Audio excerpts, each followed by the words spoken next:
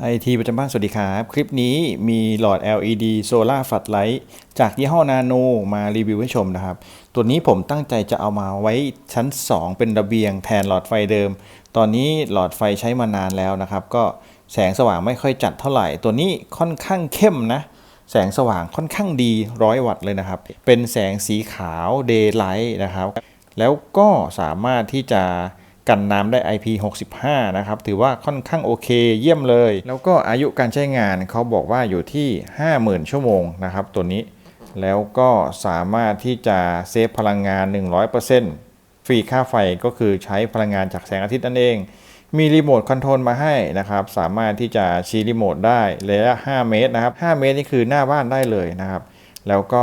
มีสมาร์ทเซนเซอร์โซล่าสมาร์ทเซนเซอร์ตรงนี้เป็นพลังงานแสงอาทิตย์นะครับเขาจะชาร์จด้วยพลังงานแสงอาทิตย์คือแผงไม่ใหญ่มากนะแผงก็ประมาณนี้ถือว่าขนาดประมาณมากกว่าฟุตหนึ่งนะครับเพียงพอแล้วแหละถ้าเกิดว่าเขาทำแผงมาดีก็สามารถชาร์จได้อยู่แล้วนะครับตัวนี้สังเกตดูหลอดไฟค่อนข้างสวยมากผมชอบหลอดไฟแบบนี้เพราะว่าเป็นหลอดไฟที่ค่อนข้างสว่างดีแล้วก็อีกอย่างหนึ่งมันเป็นหลอด LED เล็กๆนะครับเวลาเสียเนี่ยมันไม่ได้เสียพร้อมกันซึ่งการใช้งานค่อนข้างทนนะครับสำหรับตัวนี้ก็ข้อมูลของเขาก็ตามนี้นะลองหยุดคลิปดูนะครับเป็นข้อมูลเชิงเทคนิค100 วัตต์แล้วก็แบตเตอรี่ลิเธียม 3.2 โวลต์นะครับความจุแบตเตอรี่อยู่ที่ 8,000 มิลลิแอมป์โอ้โห 8,000 มิลลิแอมป์กับหลอดไฟนี่ถือว่าเยอะมากนะครับส่วนด้านข้างกล่องก็เหมือนกันครับ Solar Floodlight เป็นชนิด LED นะครับตามนี้นะด้านนี้ก็เหมือนกันนะครับในกล่องใหญ่นะครับจะประกอบไปด้วย2 กล่องเล็กกล่องนี้น่าจะเป็นแผงโซลาร์เซลล์นะครับแล้วก็อีกกล่องหนึ่งกล่องนี้เป็นหลอดไฟตัวโคมไฟนะครับตัวโคมไฟนะครับทำออกมาได้สวยมากๆแล้วก็สะอาดสะอ้านดูใสปิ้งเลยนะครับตัวนี้เขียนว่านาโน100 วัตต์ IP65 เหมือนเขาจะมีเซ็นเซอร์ด้วยนะครับถ้าเกิดว่าบางทีเราจับแล้วเขาเซ็นเซอร์ความเคลื่อนไหวเนี่ยเขาจะสว่างขึ้นมาทันทีนะครับสว่างมากๆนะครับถือว่าสว่างกว่าที่เราเห็นทั่วๆไปเลยนะเขาเพิ่งออกสินค้าตัวนี้มาปกติผมเห็นมีหลายๆบ้านเขาใช้แบบนี้อยู่แล้วนะครับซึ่งสว่างไม่เท่านาโนนะตัวนี้ก็ต้องเข้าใจเพราะว่าเขา100 วัตต์นะครับแล้วก็ตัวนี้เขาจะมีขามาให้แล้วก็ตัวนี้เอาไว้ขันแล้วก็ปรับมุมได้นะครับด้านหลังตรงนี้จะเขียนว่า Solar Floodlight Nano นะครับแล้วก็เป็นโมเดล100 WDL นะครับ100 วัตต์มีแบตเตอรี่ด้วย Backup Time 12-13 ชั่วโมงนะครับ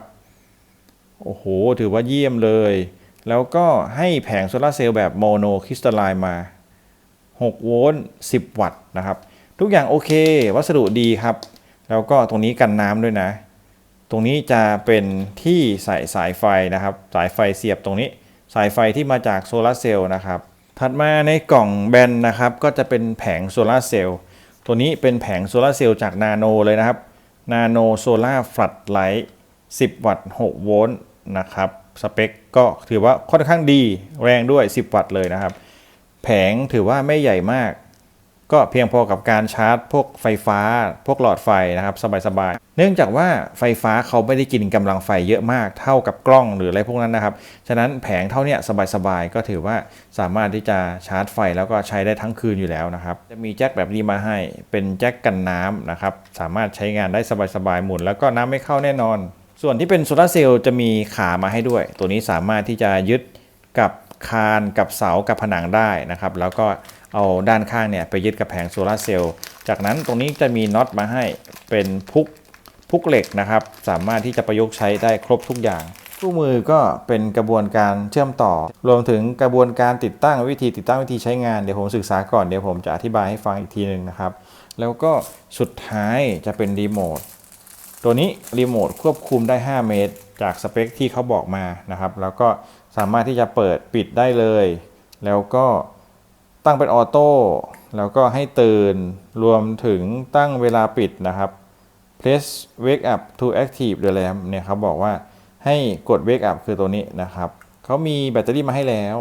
เป็นแบตเตอรี่ชนิดแบนนะครับเป็นแบตเตอรี่ CR2032 นะครับ CR2032 แบตทั่วไปหาซื้อง่าย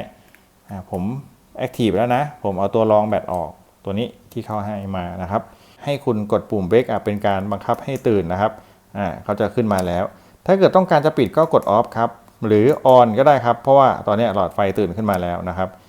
แล้วหลังจากนั้นถ้าเกิดว่าต้องการที่จะเพิ่มความสว่างลดความสว่างก็กดที่ตรงนี้เนี่ยครับตรงนี้เป็นเพิ่มลดความสว่างนะครับแล้วก็กดเพิ่มแบบนี้ก็ได้ครับบวกลบก็ได้ลองกดดูนะครับตอนนี้ผมตั้งเป็นโหมดออโต้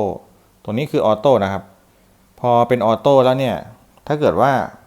แสงหายเขาจะเปิดขึ้นมาแต่ถ้าเกิดว่าแสงอาทิตย์ขึ้นเขาก็จะปิดตัวเองลงไปนะครับก็จะประมาณนั้น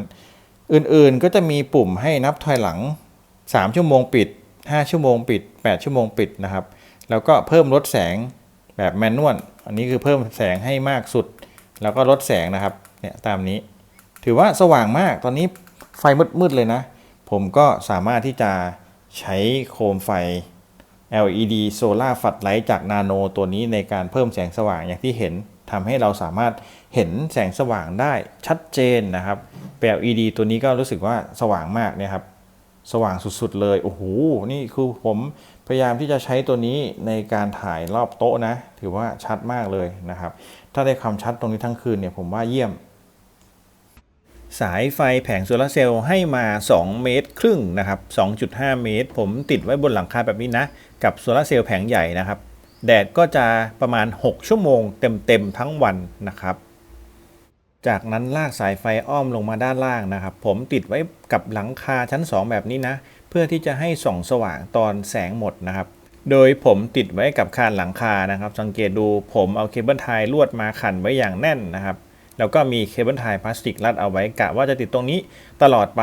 เนื่องจากว่าบริเวณนี้ค่อนข้างมืดแล้วก็สามารถติดตั้งแผงโซลาร์เซลล์ด้านบนง่ายนะครับตรงนี้ก็น่าจะเป็นจุดที่เหมาะที่สุดในการติดตอนนี้เกือบจะมืดแล้วนะครับลองสังเกตดูการชาร์จก็ยังมีอยู่นะรู้สึกว่าแผงเขารับแสงค่อนข้างดีตอนนี้ก็กำลังชาร์จอยู่เป็นดวงไฟดวงสุดท้ายแล้วนะครับสังเกตดูจิ้งจกมาแล้วนะแล้วก็มีไฟดวงอื่นสว่างขึ้นมาแล้วนะครับเทียบกันดูก็เกือบจะมืดแล้วสังเกตดูด้านนอกนี่ก็ยังมีแสงอยู่บ้างนะครับพอแสงอาทิตย์หมดนะครับโคมไฟก็จะสว่างขึ้นมาอัตโนมัติอย่างที่เห็นเขามีปรับแสงอัตโนมัติบางเวลานะครับผมไม่แน่ใจว่าเพราะว่าผมเดินผ่านมาหรือเปล่าเขามีการปรับแสงขึ้นสว่างมากขึ้นอย่างที่เห็นตอนนี้คือสว่างสุดแล้วนะครับเท่าที่เห็นรู้สึกว่านี่คือสว่างที่สุดของเขาแล้วผมลองเทียบกันกับความสว่างของโคมไฟข้างๆรู้สึกสว่างกว่าเยอะนะครับแต่ว่าตัวนี้ก็จะเป็นคนละสีตัวทางซ้ายของนาโนจะสว่างค่อนข้างออกแดงๆแต่ทางขวาเนี่ยมันเริ่มแสงไม่ค่อยเยอะแล้วครับเหมือนความสว่างไม่มากนะครับตัวนี้เป็นของจีนทางขวาเนี่ยก็จะได้เท่านี้ส่วนทางซ้ายจะเป็นหลอดอีกแบบหนึ่งซึ่งหลอด LED แบบนี้มันทนกว่าแล้วมันให้แสงสว่างได้มากกว่านะครับก็สมราคาเขาที่เขาทำออกมาเป็นสินค้าคุณภาพมีการรับประกันด้วยนะครับสังเกตดูแสงสว่างรอบๆนะครับผมพยายามที่จะหมุนวนให้ดูหลายๆด้าน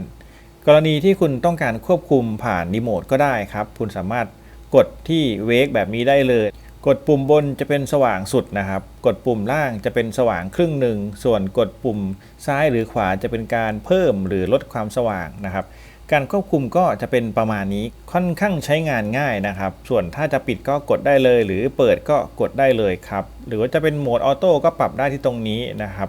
ถ้าเกิดว่าต้องการตั้งเวลาก็จะมีปุ่มอยู่3ปุ่มด้านล่างมีนับถอยหลัง3ชั่วโมงนับถอยหลัง5ชั่วโมงแล้วก็นับถอยหลัง8ชั่วโมงนะครับ